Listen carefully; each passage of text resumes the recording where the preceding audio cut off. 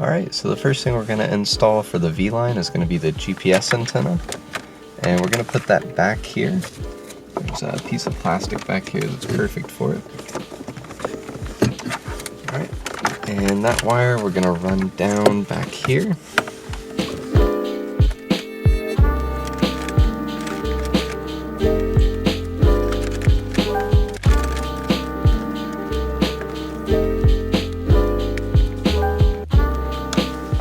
Next, we're going to be doing our display cable, which will be the GBMF in this vehicle, and that's this one here.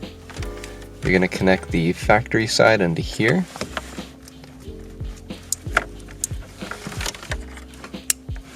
and then this connector here will be what goes into the display.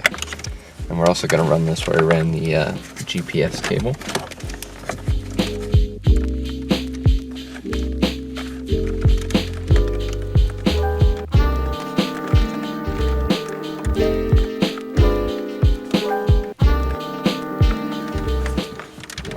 We're going to leave these to the side, and we're going to move on to our radio connections now.